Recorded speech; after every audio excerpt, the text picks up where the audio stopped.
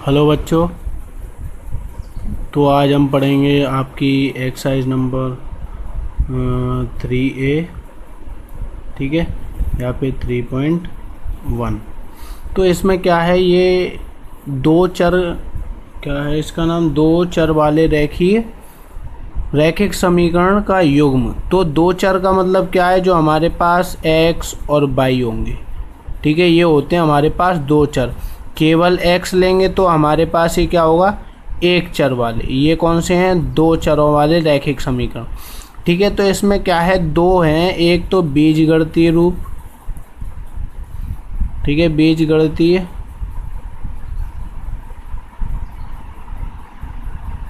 और एक ग्राफीय। ठीक है, ग्राफीय विधि। ये दोनों आपको इसमें पढ़नी है।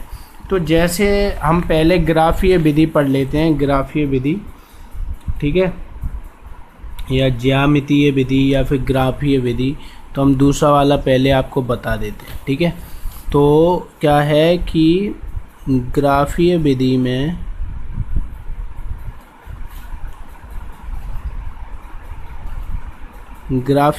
सबसे पहले क्या करना है आपको, जैसे हमें कोई समीकरण दे रखा है x + 2y - 4 = 0। ये है पहला समीकरण। एक और है 2x + 4y - 12 = 0। ये है हमारे पास दूसरा समीकरण। ठीक है, तो आपको क्या करना है, इन दोनों समीकरणों को ग्राफीय विधि में आपको बताना है। तो अगर हम समीकरण, सबसे पहले हम समीकरण 1 से, ठीक है, यहाँ आपको क्या करना है, x और y में से जो बड़ा है उसे बराबर से पहले ही रखना है और बाकी सबको उधर भेज देना। ठीक है, तो क्या करना है, x + 2y - 4 = 0। तो y यहाँ पर बड़ा है तो y यहीं रहने दो, बराबर, ये माइनस का है इधर जाएगा तो प्लस का, ये प्लस का है तो उधर जाएगा तो माइनस का। y बराबर 4 - x बटे 2। ठीक है, तो अब यहाँ पर हमें, ठीक है, तो x के मान हमें कैसे रखने हैं कि ये y जो है पॉइंटों में ना आए और x और y आसपास रहें। जैसे हमने x 1 रखा है तो y 2 आ जाए, 3 आ जाए, 4 आ जाए, ऐसा थोड़ी x 1 रखा और y 100 आ रहा है, ऐसा नहीं होना चाहिए। तो ठीक है, तो हम ये करेंगे, हम यहाँ पर एक ऐसे ग्राफ के लिए पॉइंट रखने के लिए बनाते हैं। ठीक है,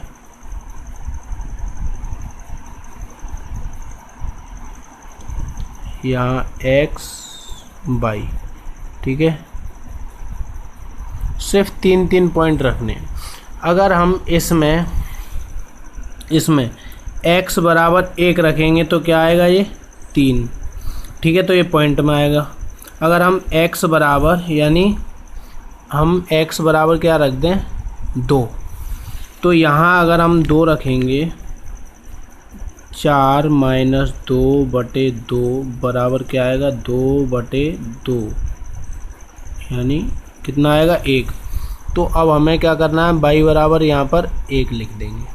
ठीक है, अगर हम x बराबर 0 रखें, ठीक है, तो ये क्या आएगा, 4 - 0 बटे 2, यानी क्या आएगा, 4 बटे 2। तो क्या आ जाएगा ये, 2।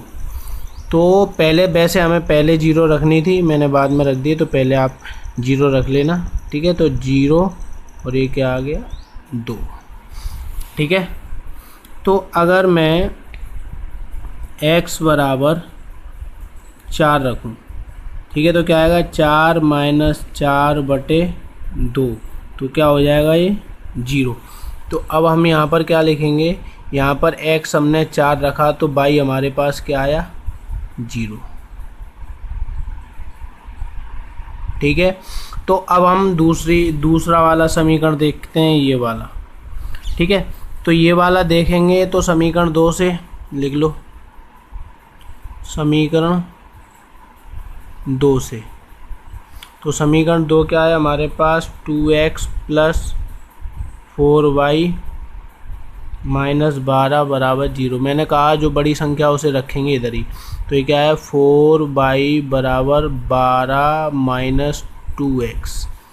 और वैसे हम इससे 2 में भाग दे सकते हैं, तो क्या आएगा, 2y बराबर 6 माइनस x। हमने इसमें 2 से भाग दे दिया पूरे समीकरण में, 2 दूनी 4, 2 छिंग 12, 2 से भाग दे दिया। ठीक है, तो अब y बराबर ये क्या आ जाएगा, 6 माइनस x बटे 2।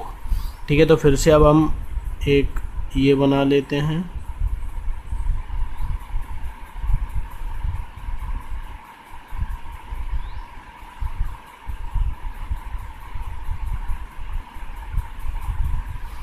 यहाँ x और यहाँ y। अगर हम इसमें 0 रखें, x बराबर 0, तो कितना बचेगा, 6 बटे 2। यहाँ 0 रख दिया हमने, तो कितना बचेगा, 6 बटे 2।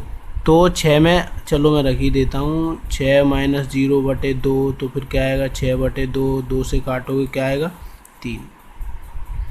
ठीक है, तो अब ऐसे ही हमें ऐसी संख्या रखनी है जो 2 से कट जाए।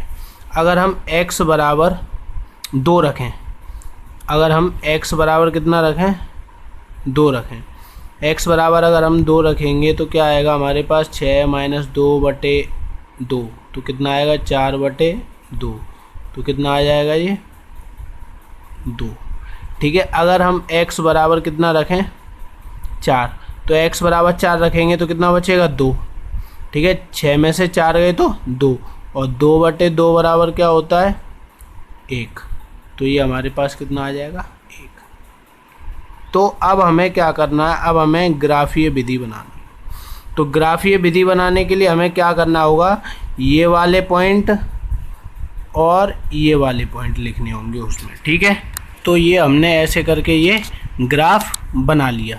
ठीक है, जिसमें y यहाँ से ऊपर के सभी प्लस के होते हैं और ये नीचे कैसे होते हैं, माइनस के।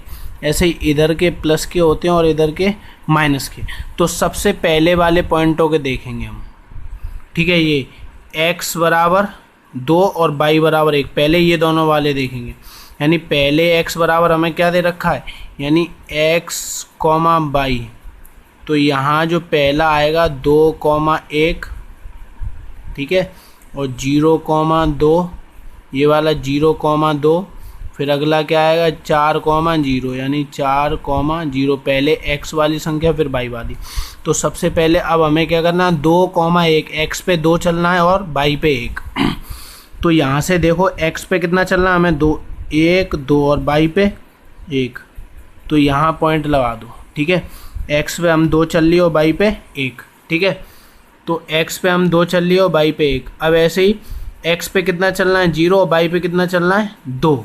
ठीक है, तो x पे तो हमें कहीं नहीं जाना, y पे जाना है, 2 पे हमें। ठीक है, तो यहाँ हम लिख देंगे क्या है, 0, 2, और यहाँ लिख देंगे हम 2, 1। ठीक है, अब एक और क्या है इस पे, अब हमें x पे 4 चलना है, y पे 0 चलना है।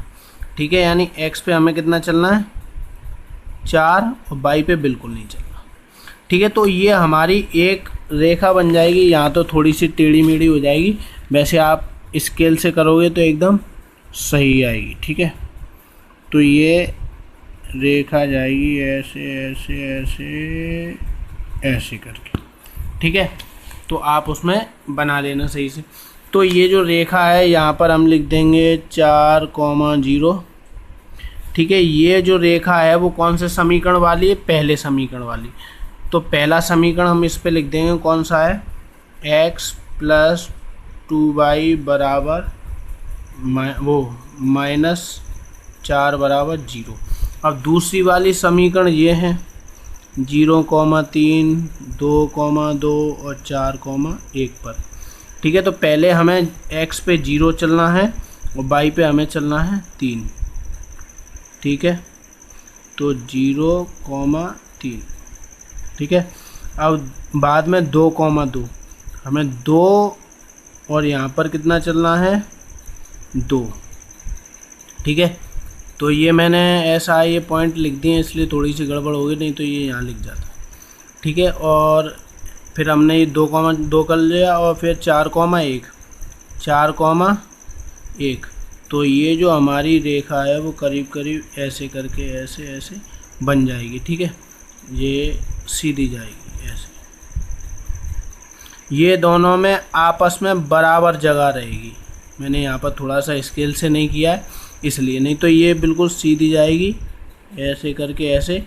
इन दोनों में हमेशा बराबर जगह रहेगी। यानी यहाँ हम लिख देते हैं इस वाली संख्या का ये कौन सा है x 2y, और यहाँ लिख देते हैं हम 6, क्योंकि हमने 2 से भाग ले लिया था। तो यहाँ हम लिख दें x प्लस 2y माइनस 4 बराबर 0। तो ये हमें ग्राफ ऐसे खींचना है। ठीक है, अब हम पढ़ते हैं उसका पहला सवाल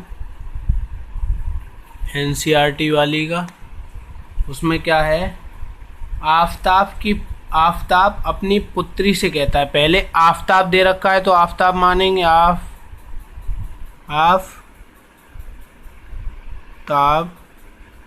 की आयु बराबर x और पुत्री की आयु बराबर y। तो अब क्या कह रहा है वो, तो 7 वर्ष पूर्व, यानी 7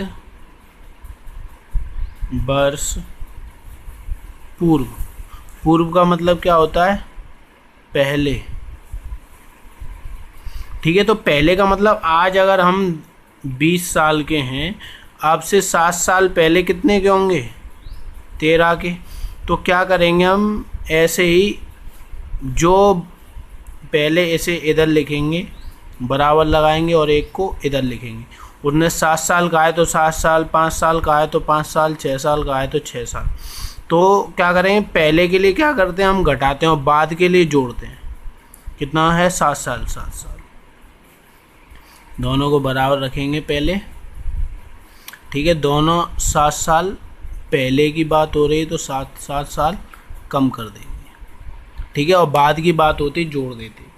तुमसे 7 गुनी आयु का था, यानी ये जो पिता है इस बच्ची से 7 गुनी आयु का था। तो हमें क्या करना है, छोटे में ही गुणा करना है। ठीक है, क्या करना है, छोटे में गुणा करना है। यानी उसकी पुत्री कितनी थी, 7 गुनी, यानी इसकी 7 गुनी आयु का था, तो यानी इसमें गुणा करना पड़ेगा हमें। ठीक है, तो आप गुणा कर लो, क्या आएगा, x माइनस 7 बराबर 7y माइनस 49। ठीक है, तो इधर ले जाओ तो ये क्या आएगा, x माइनस 7y बराबर माइनस 49 प्लस 7। तो x माइनस 7y बराबर कितना आएगा, माइनस के 42। समीकरण हमारा बन गया 1। ठीक है, ये आ गया हमारे पास ग्राफीय विधि में। अब उसने दोबारा से कहा है कि अब से 3 वर्ष बाद, अब से 3 वर्ष बाद, तो अब से 3 वर्ष बाद दोनों को बराबर रखो। तो उसने क्या, अब बाद के लिए, तो बाद के लिए क्या लाएंगे हम, प्लस। ठीक है, प्लस लगाया हमने, कितने, 3 वर्ष, तो 3 वर्ष बढ़ा दिए दोनों की। और 3 वर्ष बाद मैं तुमसे केवल 3 गुनी आयु का, यानी इससे कितना, 3 गुनी आयु का। तो क्या हो जाए, x plus 3 is equal to 3y plus 9। इसे इधर लाओ, उसे इधर ले जाओ, तो x माइनस 3y बराबर 9 माइनस 3। तो क्या होगा, x माइनस 3y बराबर 6। तो ये हो गया मेरे पास समीकरण 2। तो अब आप इन दोनों को ग्राफीय विधि से सॉल्व कीजिए। ठीक है, आगे भी ऐसे ही सवाल हैं, तो ये आपके 3.1 ख़त्म हो जाएगी। तो आप इसमें करिए ये सवाल। ठीक है, और कोई भी परेशानी होगी तो आप बताइए।